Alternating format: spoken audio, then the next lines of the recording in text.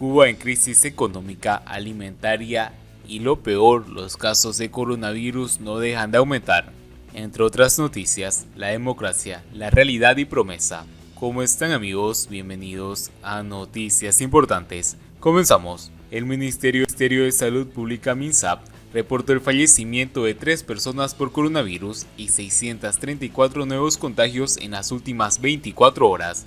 Con las cifras del día domingo, el país ya acumula 194 decesos desde que se reportaron los primeros casos de la pandemia en marzo pasado. Según la información brindada a la prensa por el Dr. Francisco Urán, director nacional de epidemiología del MINSAP, las 3 víctimas son personas de la tercera edad, 2 de ellos de 72 años, de Pinar del Río y La Habana, y un paciente de 89 años residente en el municipio de Cienfuegos.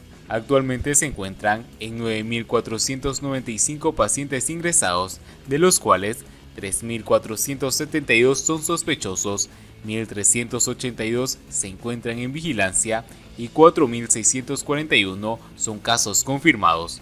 En el día se realizaron 14.237 muestras para un total de 1.778.231 pruebas diagnosticadas, de las cuales 21.261 son resultados positivos desde que comenzó la pandemia. De los 634 nuevos casos diagnosticados, 560, o sea el 88,3%, fueron contagios de casos confirmados y 43, el 6,7%, fueron contagios por una fuente de infección confirmada en el exterior.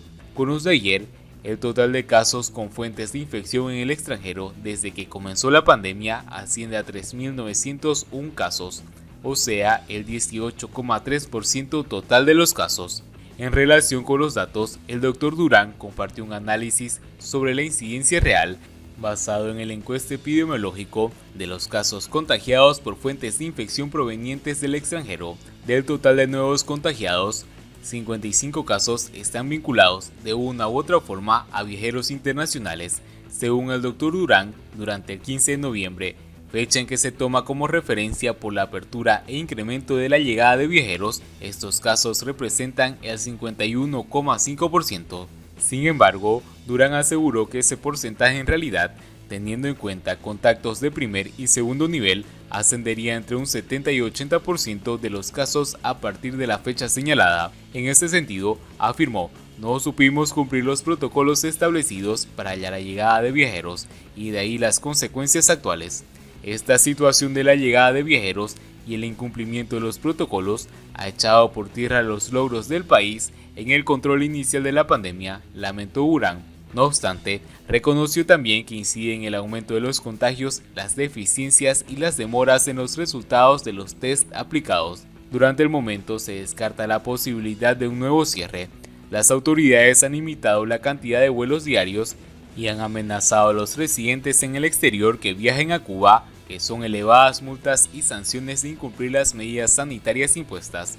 Con 634 nuevos casos de coronavirus detectados, Cuba, el país, vuelve a sobrepasar por segunda vez la barrera de los 600 contagios en un día. Siguiendo con las noticias, la democracia, la realidad y la promesa. La democracia es el peor sistema de gobierno diseñado por el hombre, con excepción de todos los demás, según dijo Churchill. La democracia llena todos los días los noticieros, diarios y pláticas de café. Habla de ella, de sus promesas y sus crisis. Los académicos, los políticos y los periodistas. Acabamos de celebrarla tras la tragicomedia del asalto al Capitolio y el traspaso de los mandatos en Estados Unidos. Pero entendemos de qué estamos hablando cuando hablamos de democracia. Comprendemos que nosotros y nosotras, en esta era de vida confinada de fake news, la importancia de defender esa joven y frágil conquista de la humanidad. De acuerdo con su significado original, la democracia proviene de las palabras griegas demos, pueblo, y kratos, poder. Las primeras referencias de democracia aparecieron hace 2000 años en la antigua Grecia, pero luego solo fue hasta hace poco más de 200 años que se volvió a hablar de un gobierno del pueblo. De hecho, ni siquiera le llamaron democracia. En Latinoamérica, desde la independencia, Fuimos una región pionera en los gobiernos mayormente civiles, con constituciones y elecciones, con mandatarios y legisladores electos.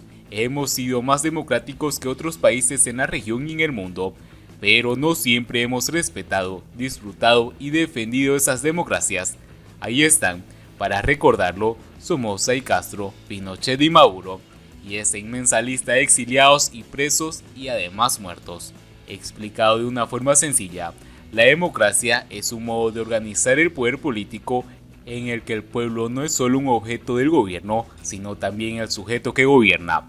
Es el gobierno de muchos, nunca de todos, porque siempre hay personas excluidas por nacionalidad, estado mental o situación penal.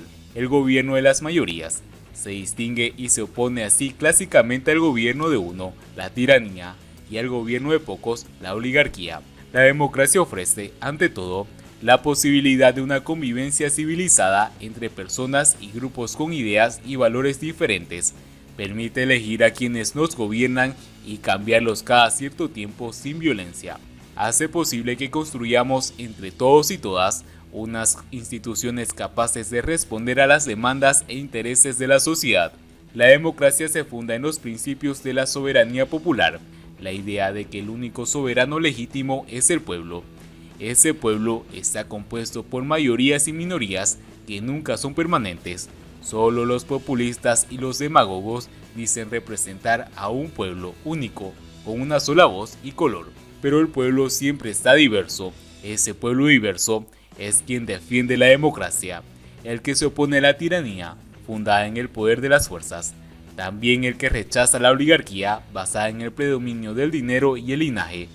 Y el que, a veces, cae seducido por la demagogia, una suerte de falsa democracia apoyada por la manipulación y la mentira. Si la entendemos bien, en toda la complejidad, vemos que la democracia no es una sola cosa, es un régimen político, pues reúne un conjunto de instituciones y normas que la hacen hacer efectiva la soberanía popular.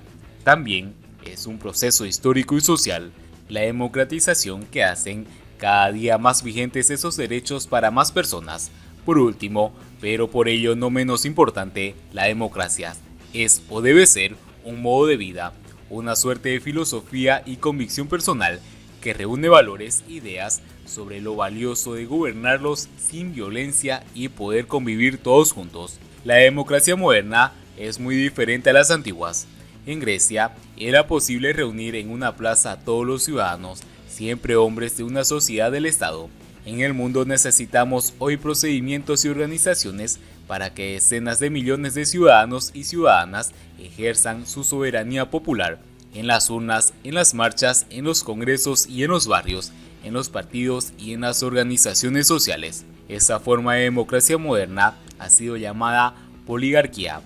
Deben cumplir con las siguientes características: libertad de pensamiento y expresión, derecho a votar y ser votados, derecho a competir por el apoyo electoral, libertad de acceder a diversas fuentes de información, el derecho a participar en elecciones periódicas, justas y competitivas, la existencia de instituciones gubernamentales que dependan de las preferencias de la gente electa a través del voto y abiertas a la participación, vigilancia y el control de la ciudadanía.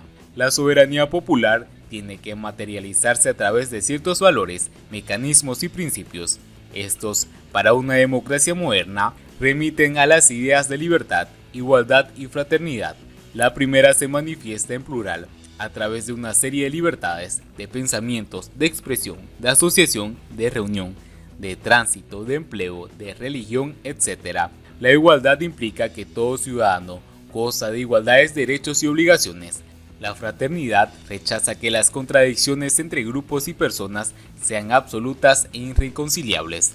Cree que se pueden y que deben procesarse pacíficamente y a través de procedimientos, leyes e instituciones capaces de encontrar soluciones aceptables para todos. Y donde nada de eso existe o es prohibido, hacer lo que podamos hacer para sacudirnos el lastre del autoritarismo.